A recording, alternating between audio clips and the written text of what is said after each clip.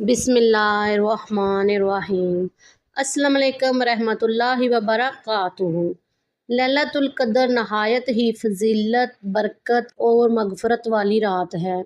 फिर इस रात की अहमियत और इनफरादियत के हवाले से अल्लाह तबारक व तआला ने खुद कुरान पाक में इरशाद फरमाया है, इस रात में की गई इबादत का दर्जा हज़ार महीनों की इबादत से अफजल है, यानी ये रात हज़ार महीनों से आला व अरफा है। मोहतरम नाज़रीन, ये रात हज़ार महीनों से कितनी अफजल है, इसकी अहमियत व अफादियत किस कदर बुलंद है, अल्लाह तबारक व तआला ही बेहतर जानता है। हज़ूर नबी करीम सल्लल्लाहु अलैहि वसल्लम इस रात को हासिल करने के लिए, यानी लैलतुल क़द्र को पाने के लिए रमज़ानुल मुबारक के आखिरी अशरा में इतिकाफ़ फरमाया करते थे। रमज़ानुल मुबारक के आखिरी अशरा में लैलतुल क़द्र कौन सी रात बनती है, इसके मुतल्लिक़ नबी करीम सल्लल्लाहु अलैहि वसल्लम ने इरशाद फरमाया, ए लोगो, लैलतुल क़द्र की बाबरकत रात को रमज़ानुल मुबारक के आखिरी अशरे की ताक रातों में तलाश करो, यानी 21वीं, 23वीं, 27वीं और 29वीं की रात। मोहतरम नाज़रीन, करीम सल्लल्लाहु अलैहि वसल्लम की फरमान की रोशनी में इन 5 रातों में से कोई भी एक रात लैलतुल क़द्र की रात हो सकती है। लैलतुल क़द्र की रात आखिरी अशरा की ताक रातों में घूमती है, हमें इन 5 रातों में लैलतुल क़द्र को तलाश करने की तरगीब भी दी गई है। हुक्म भी इरशाद फरमाया गया है कि हमारे ऊपर ये लाजम है कि हम रमज़ान के आखिरी अशरा की इन ताक रातों में खूब इबादत करने का अहतमाम करें।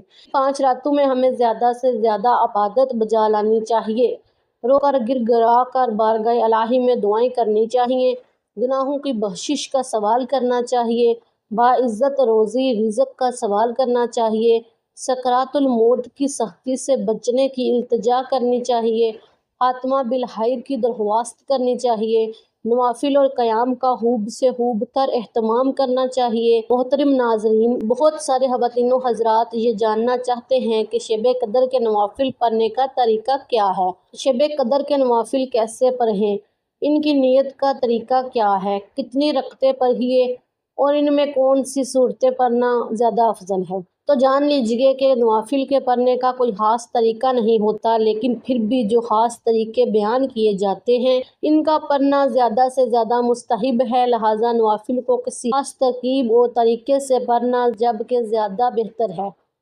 लेकिन ये भी याद रहे कि असल मकसद रात का क़याम करना ही है, अल्लाह तबारक व तआला के हज़ूर झुकना और सर मसजूद होना है, ज़िक्र अज़कार करना, तस्बीहात पढ़ना, सगीरा कबीरा गुनाहों और गलतियों को कोताहियों की माफ़ी के लिए इल्तिजा करना, अपने लिए, वालिदैन के लिए, दोस्त अहबाब के लिए, अज़ीज़ो अकारब के लिए और इसी तरह से पूरी उम्मत मुहम्मदी सल्लल्लाहु अलैहि वसल्लम के लिए खैर व सलामती की दुआएं मांगना। आइए ये भी जान लीजिए कि ये नवाफिल कैसे पढ़े जाएं। नाज़रीन, जिस तरह से बाकी के नवाफिल पढ़े जाते हैं, इसी तरीके से ही आप जाने भी नवाफिल अदा करना चाहें कर सकते हैं, लेकिन बिलखसूस इन नवाफिल का ज़रूर इह्तमाम करें जो अब बताए जाएंगे। इससे पहले नंबर पर 2 रकत सलातुल तौबा ज़रूर अदा कीजिए। सलातुल तौबा की अदायगी के बाद रो रो कर और गिड़गिड़ा कर अल्लाह तबारक व तआला के हज़ूर अपने गुनाहों की माफ़ी तलब कीजिए।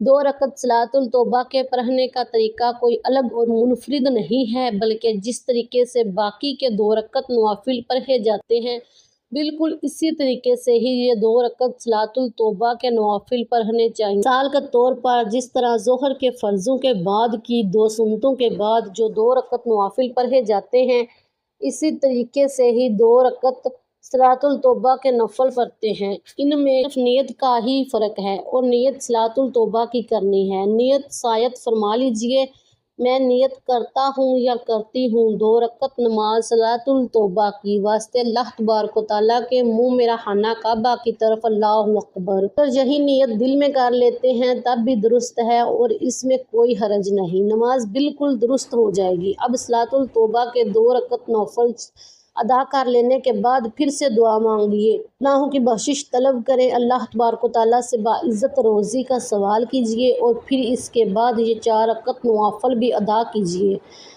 ये हदीस मुबारक इब्न माजा में मौजूद है। हज़ूर नबी करीम सल्लल्लाहु अलैहि वसल्लम ने अपने प्यारे चचा जान हज़रत अब्बास रज़ियल्लाहु तआला अन्हु से फरमाया, क्या मैं आपको अता ना करूँ کیا میں آپ پر احسان نہ کروں؟ جب آپ یہ عمل کریں تو اللہ تبارک و تعالیٰ آپ کے گناہوں کو بخش دے اور آپ کے تمام صغیرہ گناہوں پر قلم عفو پھیر دے۔ اس کے بعد پھر نبی کریم صلی اللہ علیہ وآلہ وسلم نے ان نوافل کا ارشاد فرمایا جنہیں صلاۃ التسبیح کے نوافل کہتے ہیں، یعنی کہ صلاۃ التسبیح کی نماز، لہٰذا ان نوافل کا آپ بھی اس رات میں ضرور اہتمام کیجیے۔ نبی کریم صلی اللہ علیہ وآلہ وسلم نے فرمایا، ہو سکے تو یہ نوافل روزانہ پر ہو، اگر نہ ہو سکے تو جمعہ کو یعنی ہفتہ میں ایک بار ضرور پڑھ لو۔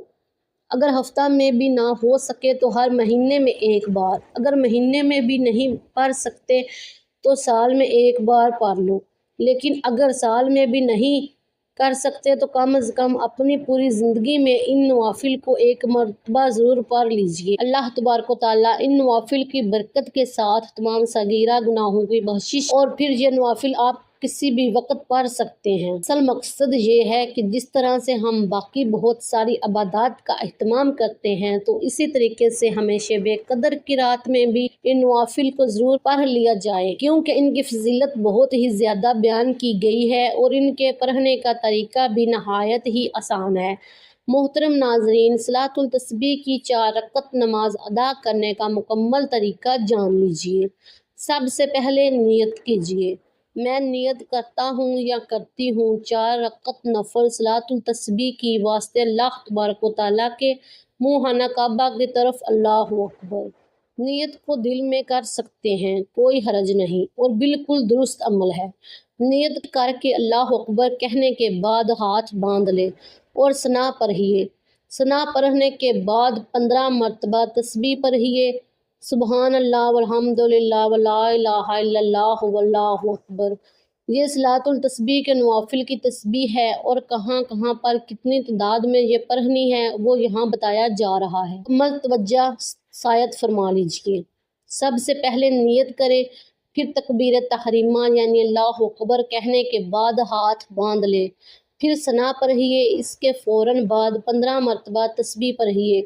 اس کے بعد تعوذ اور تسمیہ یعنی اعوذ باللہ اور بسم اللہ پڑھیے، پھر سورہ فاتحہ پڑھیے، پھر دوسری جو بھی سورت آپ پڑھنا چاہتے ہیں۔ اس کے بعد 10 بار دوبارہ سے نوافل کی تسبیح پڑھیے، پھر اللہ اکبر کہہ کر رکوع میں جائیے۔ رکوع کی 3 بار تسبیح سبحان ربی العظیم پڑھنے کے بعد 10 مرتبہ نوافل کی تسبیح پڑھیے، یعنی سبحان اللہ والحمد للہ ولا الہ الا اللہ واللہ اکبر، پھر سمی اللہ لمن حمدہ کہنے کے بعد رکوع سے اٹھنے کے بعد قیام میں ربنا لک الحمد پہلے پڑھیے۔ اس کے بعد 10 مرتبہ پھر سے نوافل کی تسبیح پڑھیے، پھر اللہ اکبر کہہ کر سجدے میں جائیے۔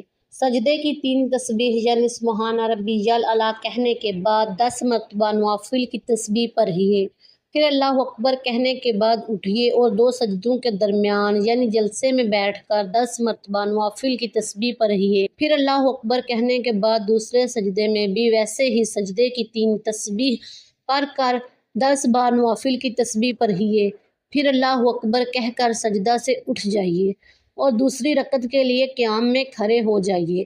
اس طرح پہلی رکعت میں کل 75 مرتبہ نوافل کی تسبیح ادا ہو جائے گی۔ دوسری رکعت میں بھی سب سے پہلے 15 مرتبہ نوافل کی تسبیح کے بعد سورہ فاتحہ، پھر دوسری سورت، پھر 10 بار نوافل کی تسبیح، پھر رکوع میں بھی 10 مرتبہ نوافل کی تسبیح، پھر قیام میں بھی 10 مرتبہ نوافل کی تسبیح، پھر سجدے میں بھی 10 مرتبہ، پھر جلسے کی حالت میں 10 مرتبہ، پھر دوسرے سجدہ میں 10 مرتبہ نوافل کی تسبیح پڑھیے اور پھر اتحیات میں بیٹھ جائیے۔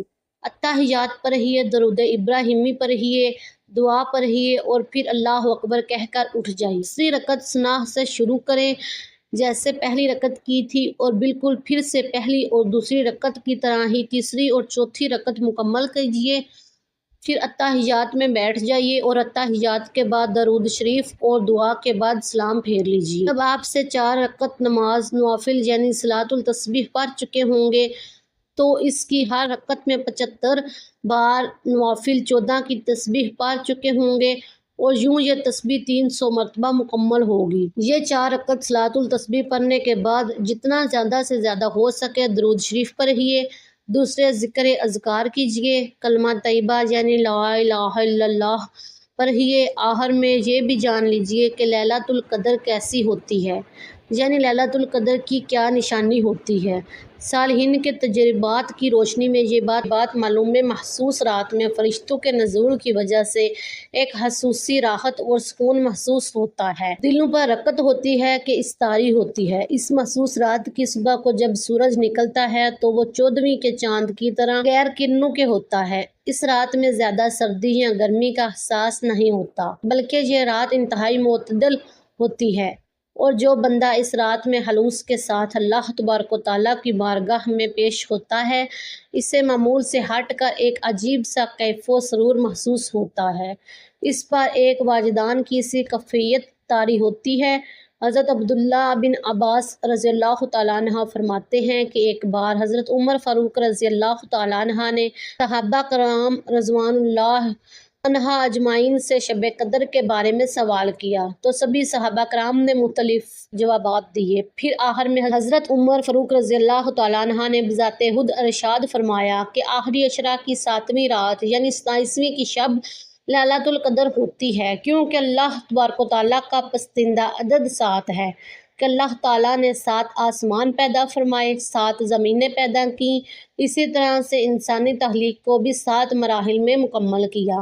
لہٰذا ہر مسلمان کو چاہیے کہ شب قدر کی فضیلتوں، رحمتوں، برکتوں اور سعادتوں کو حاصل کرنے کے لیے زیادہ سے زیادہ قیام کرے، زیادہ سے زیادہ عبادت کرے، زیادہ سے زیادہ اللہ تبارک و تعالیٰ کو راضی کرنے والے بن جائیے۔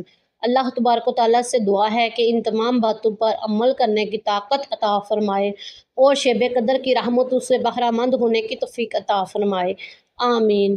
ویڈیو کو لائک، شیئر اور چینل کو سبسکرائب کیجیے گا۔ جزاک اللہ۔